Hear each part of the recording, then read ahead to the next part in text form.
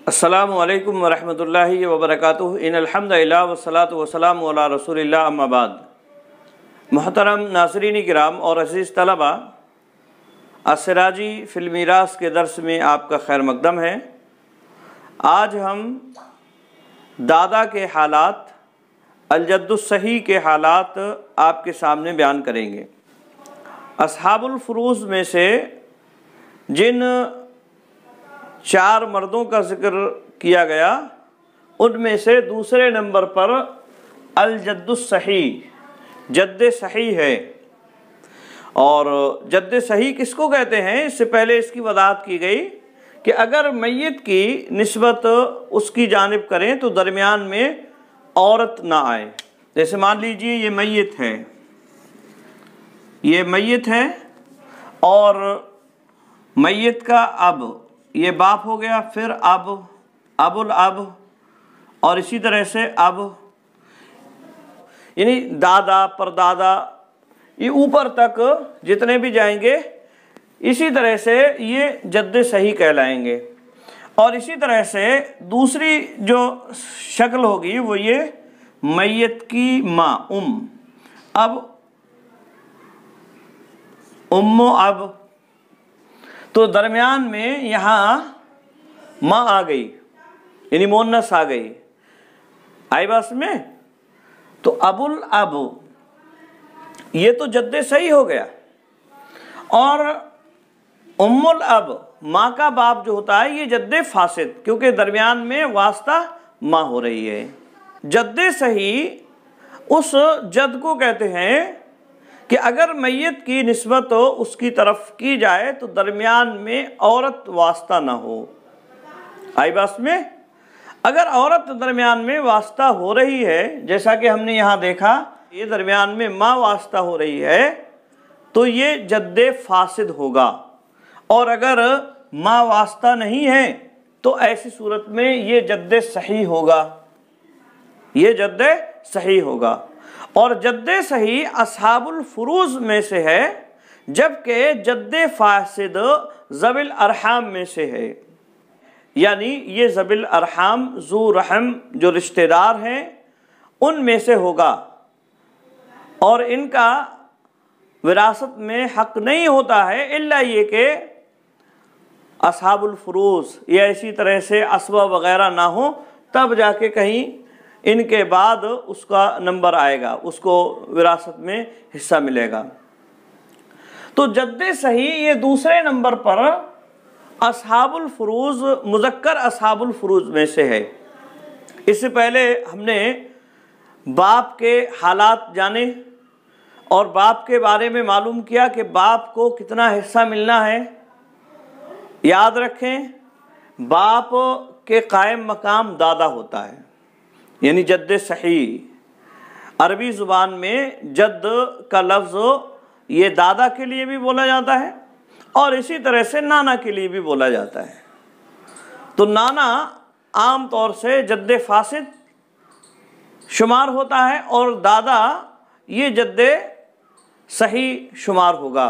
बाप का बाप, फिर दादा का, फिर उसका बाप, फिर उसका बाप, फिर उसका बाप, ऊपर तक ये सिलसिला चलता रहेगा।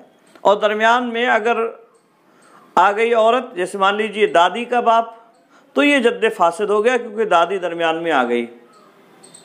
ठीक है, दादी का बाप या फिर दादी के बाप का बाप, उसका बाप, उसका बाप, लेकिन दरमियान में चूँकि वारिस दादी आ गई, इसलिए ये जद्द फासिद होगा और ये ज़विल अरहाम में से होगा और इनका हिस्सा अस्हाबुल फ़ुरूज़ में शुमार नहीं किया जाएगा। आई बात में? याद रखें, मैयत का जद यानी जद्द सही, ये भी उसके तरीक़े में वारिस होता है, उसके तरीक़े में हिस्सा पाता है। और इसकी वही हालात हैं जो बाप की हालात हैं। बस फ़र्क ये है कि बाप अगर मौजूद नहीं है तो दादा का हिस्सा होगा और वही कंडीशन होगी। और इसकी पहली हालत क्या होगी? मान लीजिए उसकी, जैसा कि हमने इससे पहले पढ़ा, बाप की 3 हालतें हैं, ऐसे ही दादा की भी 3 हालतें होंगी। बाप की अदम मौजूदगी में, अगर बाप मौजूद है तो बाप की मौजूदगी में दादा साकित होता है।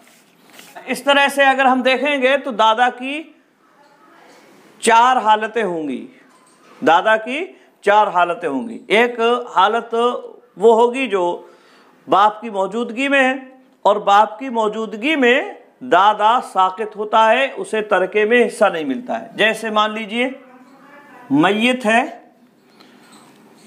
और इसने एक छोड़ा है अब, और एक छोड़ा है अबुल अब, यानी दादा।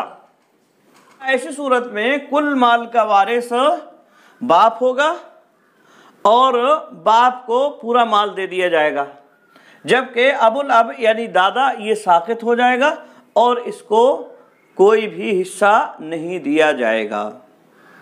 आई बात में?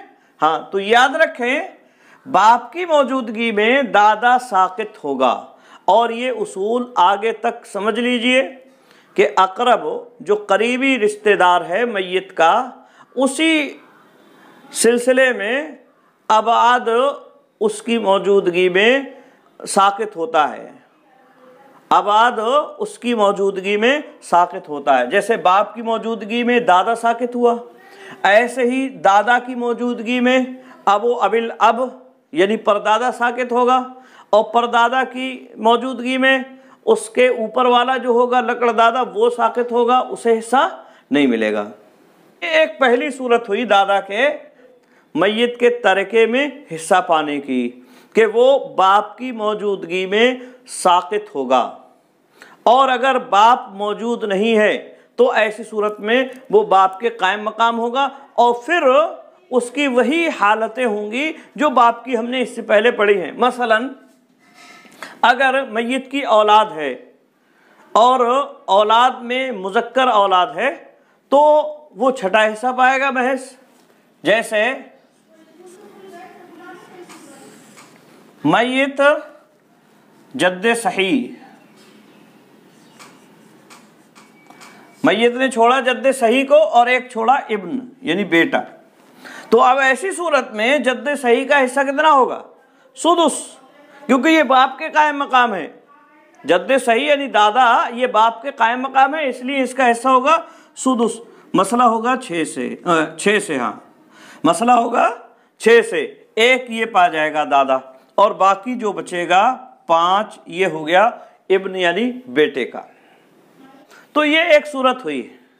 तीसरी सूरत है जद्दे सही के साथ मय्यत की बेटी है, बेटा नहीं है बेटी है, तो ऐसी सूरत में उसको छठा हिस्सा मिलेगा, और साथ ही साथ वो असबाबी होगा। जैसे जद्दे सही अबुल अब कह लें, चाहे उसे जद्दे सही कह लें, दोनों तरह से कह सकते हैं अबुल अब। और इसी तरह से इधर है एक बेटी, अबुल अब और एक बेटी। अबुल अब का जैसा कि हमने पढ़ा औलाद की मौजूदगी में, मय्यत की औलाद की मौजूदगी में छठा हिस्सा होता है, लिहाजा छठा हिस्सा अबुल अब यानी दादा का होगा, जद्दे सही जिसे कह रहे हैं उसका होगा। तो मसला निकलेगा 6 से, ठीक है। और एक हिस्सा इसका हो गया। बिन्त है, बिन्त का हिस्सा जैसा कि बाप के अहवाल में हमने बतलाया, अकेली लड़की का हिस्सा निस्फ होता है, आधा होता है। तो 6 का आधा 3 हो गया बेटी का। अब ये कितना बचा? 2 बच गया, ये 2 बचा, ये 2 हो गया, बचा हुआ दादा को मिल जाएगा 2, क्योंकि ये असबाबी हो रहा है, इसलिए इसका दोनों तरह से मिलाकर ये हो गया 3। एक बतौर फर्ज हिस्सा हुआ इसका यानी छठा हिस्सा, और इसी तरह से 2 बतौर असबा इसको मिला है, यानी असबा की वजह से इसको 2 मिले हैं ये। तो ये इस तरह से फर्ज मा तासीब इसे कहेंगे। यहाँ महज इसे हिस्सा मिल रहा है दूसरी सूरत में। पहली सूरत में ये साकित है, दूसरी सूरत में सिर्फ इसे हिस्सा मिल रहा है। तीसरी सूरत में हिस्सा पाने के साथ साथ ये असबाबी है और बचा हुआ ले रहा है। जैसा कि हमने देखा ये बतौर फ़र्ज इसे एक मिला और ये दो जो है इसे बतौर असबा जो बाकी बचा था वो इसके हिस्से में आया। इसी तरह से ये तीन सूरतें हो गई। चौथी सूरत है मैयत के कोई औलाद नहीं है, मैयत की कोई औलाद नहीं है। मान लीजिए सूरत मसला ये है, उम्मुन अबुल अब, ये दो हैं। मैयत ने इंतकाल के वक्त अपनी माँ को छोड़ा है और इसी तरह से अबुल अब को छोड़ा है। मैयत ने अपनी माँ को छोड़ा और इसी तरह से अबुल अब को छोड़ा है। माँ का हिस्सा ज़्यादा से ज़्यादा तिहाई है। माँ का ज़्यादा से ज़्यादा हिस्सा कितना है? तिहाई। जैसा कि कुरान की आयत इससे पहले हमने दर्स में जिक्र की थी, उसमें है फले उम्मिही सुलुस, माँ को सुलुस है। लिहाजा मसला जो है यहाँ 3 से निकाल लेंगे हम।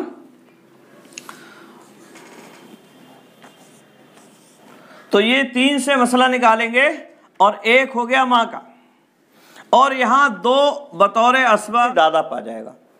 ठीक है, तो ये अबुल अब को असबा होने की वजह से ये 2 मिल जाएंगे। बाकी बचा हुआ जो माँ को देने के बाद जो बच रहा है वो मिल रहा है। कुल मिलाकर दादा की ये 4 सूरतें बनती हैं।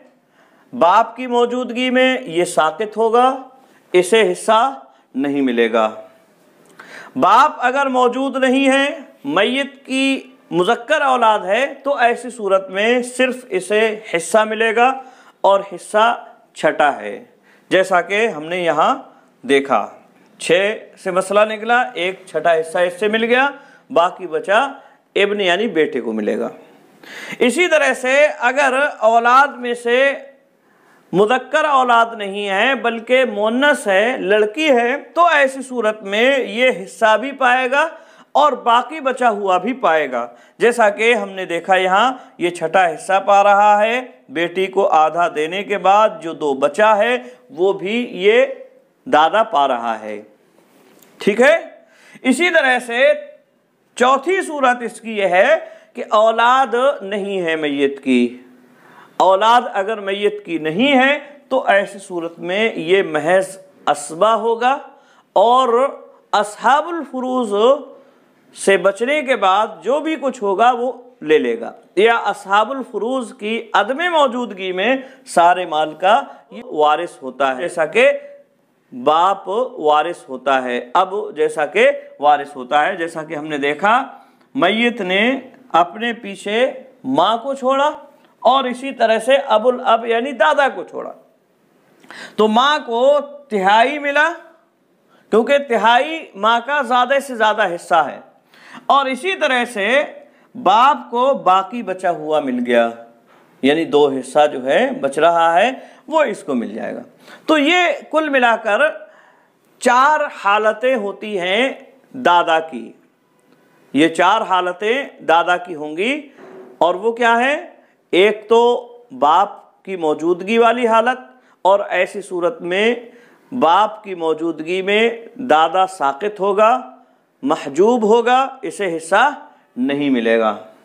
दूसरी हालत यह है कि मैयत की औलाद में से बेटा मौजूद है, तो ऐसी सूरत में दादा को महज हिस्सा मिलेगा और वो छठा हिस्सा है। और इसी तरह से तीसरी सूरत यह है कि मैयत की औलाद में से बेटा नहीं है बल्कि बेटी है या पोती वगैरह है, तो ऐसी सूरत में ये हिस्सा पाने के साथ साथ असबाबी होगा, जो बाकी बच जाएगा असहाबुल फुरूज को देने के बाद वो भी उसे मिल जाएगा, जैसा कि हमने यहाँ देखा। और इसी तरह से चौथी सूरत ये है कि मैयत की औलाद नहीं है। मैयत की औलाद अगर नहीं है तो ऐसी सूरत में दादा असबा होगा, और जो भी बचा हुआ होगा, या इसी तरह से असहाबुल फुरूज की अदम मौजूदगी में उनके ना होने पर कुल माल का ये वारिस होगा। जैसा कि हमने यहाँ देखा मैयत ने माँ को और इसी तरह से अबुल अब यानी दादा को छोड़ा, तो माँ का तिहाई हुआ, क्योंकि ज़्यादा से ज़्यादा माँ तिहाई हिस्सा पा सकती है, उससे ज़्यादा माँ का नहीं होता है। और इसी तरह से अबुल अब का जो बाकी बचा 2/3 है वो इसको मिल गया। ठीक है, तो उम्मीद है दादा के जो हिस्से हैं वो आपके समझ में आए होंगे। इसी तरह से याद रखें, बाप और दादा के मसाइल में 4 जगहों पर इख्तिलाफ है। ये तो एक ऐसी बात है कि बाप के कायम मकाम है, लेकिन कुछ चीज़ें ऐसी होती हैं जो बाप और दादा में तफरीक करती हैं। बाप की मौजूदगी में हिस्सा कुछ का कुछ होगा और दादा की मौजूदगी में कुछ होगा। तो इंशाअल्लाहुल अज़ीज़ उनका भी जिक्र अगले दर्स में किया जाएगा। आज के लिए बस इतना ही। अस्सलामु अलैकुम व रहमतुल्लाहि व बरकातहू।